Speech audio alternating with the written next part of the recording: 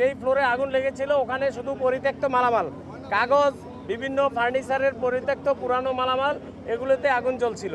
এখনো পর্যন্ত আমরা কোনো হতাহতের খবর পাইনি। আমার মনে হয় না যে কেউ আহত বা নিহত হয়েছেন। 10টা 12 মিনিটের সময় আমরা প্রথম মেসেজ পাই যে মিরপুর এই 11তে বিবাহবাড়ি কমিউনিটি সেন্টার এই বিল্ডিংয়ের মধ্যে আগুন লেগেছে।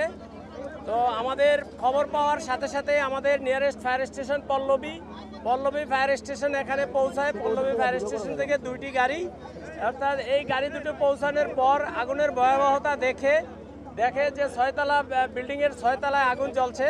তো আগুনের ভয়াবহতা দেখে তারা সাহায্য চায়। এর পরপর আমরা আমাদের আরও পার্শ্ববর্তী ফায়ার স্টেশন, কর্মীটোলা ফায়ার স্টেশন এবং মিরপুর ফায়ার স্টেশন থেকে আরও ইউনিট পাঠাই। মোট 7টি ইউনিট আমাদের এখানে কাজ করে এবং আমরা 12টা 5 মিনিটের সময় আগুন সম্পূর্ণ নিয়ন্ত্রণে দেই আমাদের। বাট এখনও আগুন জ্বলছে, ফ্লোরে আমাদের লোকজন কাজ করছে। এখন আমরা পুরোপুরি নির্বাপন দেইনি, বাট আগুন আমাদের এখন সম্পূর্ণ নিয়ন্ত্রণে আছে। আর এই বিল্ডিংটা মাঝে মাঝে 2-1টা ফ্লোর খালি আছে এবং যেই ফ্লোরে আগুন লেগেছিল ওখানে শুধু পরিত্যক্ত মালামাল, কাগজ, বিভিন্ন ফার্নিচারের পরিত্যক্ত পুরানো মালামাল, এগুলোতে আগুন জ্বলছিল।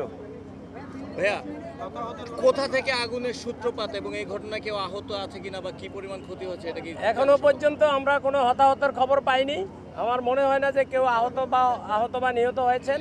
আর এটার আগুন কোথায় কি কারণে লেগেছিল, কত ক্ষতি হয়েছিল, এটা আমরা আসলে একটা তদন্ত হবে, তদন্তের পর আমরা বলতে পারবো। কিন্তু যেহেতু বিল্ডিংটি ফাঁকা ছিল এবং আজকে শুক্রবার ছুটির দিন, ওই 6 তলায় আপনি বলছেন পরিত্যক্ত অবস্থায় সব ছিল, তাহলে আগুন কিভাবে লাগলো, কোথা থেকে লাগলো? আগুন কিভাবে লাগলো সেটাই তো আমরা বলছি। আমরা একটা তদন্ত করব, এখন আমরা কাজ করছি আগুন সম্পূর্ণ নির্বাপন করব। এখন আমাদের প্রথম টার্গেট, এরপর আমরা কারণ খুঁজে বের করতে চেষ্টা করব।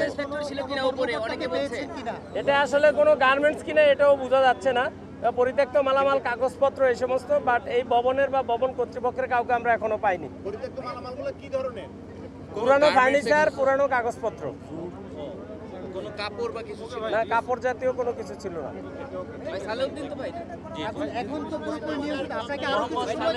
আমরা আরো কিছু সময় কাজ করবো, সম্পূর্ণ নির্বাপন শেষে আমরা এখান থেকে যাব।